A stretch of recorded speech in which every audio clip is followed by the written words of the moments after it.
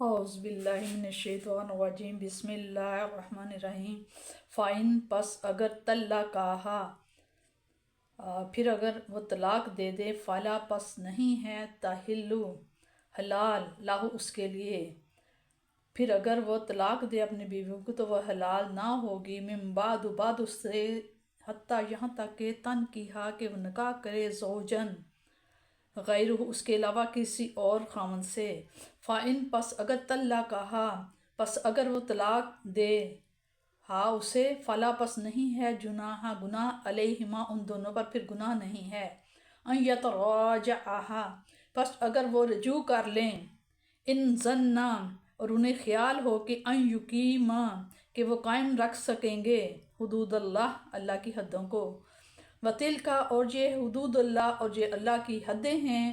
یبینوہا وہ بیان فرماتا ہے انہیں لقومن اس قوم کے لیے یعلمون جو علم رکھتے ہیں وائزہ اور جب طلقتم النساء اور جب تم طلاق دے دو عورتوں کو فبلغنا اور وہ پوری کر لیں اجالہن اپنی عدت فامسکوہن پس روک لو انہیں بمعروفین بھلائی کے ساتھ او سرحوہن یا چھوڑ دیں انہیں بمعروفین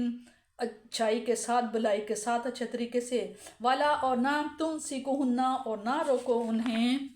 ضرارن تکلیف دینے کے لیے لتعتدو زیادتی نہ کرو تکلیف دینے کی غرض سے تاکہ زیادتی کرو ومن یفعل اور جو کوئی کرے گا ذالکہ اس طرح فقد ظلم پس اس نے ظلم کیا نفسہ اپنے آپ پر اپنی جان پر ولا اور نہ تتخذوا اور نہ بناؤ آیات اللہ کی آیات کو حضوا مذاق وذکروا اور یاد کرو نعمت اللہ کی نعمت کو علیکم جو تم پر ہے وما اور جو انزل نازل کیا ہے علیکم تم پر من الکتابی کتاب میں سے جن کو قرآن مجید والحکمت اور اس میں حکمت اور جو دنائی ہے اس کے مطابق یعظکم تمہیں نصیحت فرماتا ہے بھی اس کے ذریعے اس قرآن پاک اور حکمت کے ذریعے اللہ تعالیٰ تمہیں نصیحت فرماتا ہے واتقوا اللہ اور ڈرتے رہو اللہ تعالیٰ سے وَاعْلَمُوا اور جان لو ان اللہ بے اللہ تعالیٰ بکلی ہر شیم چیز پر علیم جاننے والا ہے بے شک اللہ تعالیٰ ہر چیز کو جاننے والا ہے۔ یہاں سے تیسری طلاق اور اس کے حکم کا بیان ہے، یعنی اگر تیسری طلاق بھی اس نے دے دی تو اب جب تک وہ کسی دوسرے خاوند سے بالکل اسی طرح بسنے کی نیت سے نکاح نہ کرے جیسے اس نے پہلے خاوند کے ساتھ کیا تھا، اور پھر وہ دوسرا خاوند ہم بستری کرنے کے بعد کچھ مدت گزرنے پر اپنی مرضی سے اسے طلاق نہ دے دے، اس وقت تک وہ پہلے خاوند کے نکاح میں نہیں جا سکتی۔ یہ ہے قرآن کریم کا واضح ارشاد جس میں تعویل کی کوئی گنجائش نہیں۔ آج کل اس کا حل حلالہ کی صورت میں تلاش کر لیا گیا ہے۔ حلالہ کرنے والے پر بھی اللہ کی پھٹکار اور جس بے غیرت کے لیے حلالہ کیا جا رہا ہے اس پر بھی اللہ کی پھٹکار۔ کسی عورت کے ساتھ نکاح اسے ستانے اور دکھ دینے کے لیے نہ کرو بلکہ انہیں آباد کرنے کے لیے کرو، اور جو ایسا کرے گا وہ گویا اللہ تعالیٰ کی آیتوں کے ساتھ مذاق کر رہا ہے۔ کیا کسی مومن کے لیے اس سے بھی کوئی گنجائش سرزنش ہو سکتی ہے؟ سنگین گناہ کوئی ہو سکتا ہے؟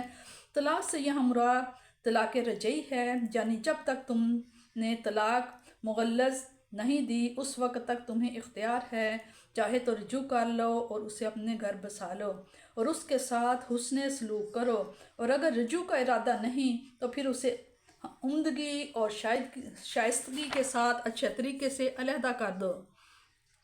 جو صورت بھی اختیار کرو اس میں نیک نیتی رکھو، عورت کو ضرر دینا اور اسے تنگ کرنا ہرگز مقصود نہیں ہونا چاہیے۔ گھریلو زندگی کی اہمیت کے پیش نظر ان قوانین کو غلط استعمال کرنے والوں کو تنبیہ کی جا رہی ہے۔ اگر تم نے ان قواعد کی تعویل سے کام لینا شروع کیا تو یاد رکھو تمہارا یہ جرم نظر انداز نہیں کیا جائے گا، کیونکہ تم آیات خداوندی کا مذاق اڑا رہے ہو، اور یہ بڑا سنگین جرم ہے، اس کی سزا تمہیں بھگتنی پڑے گی۔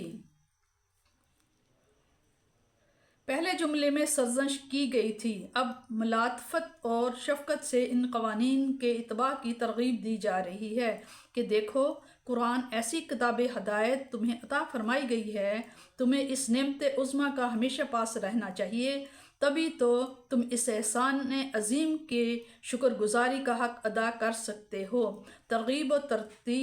ترہیب کی کیا حسین آمیزش ہے۔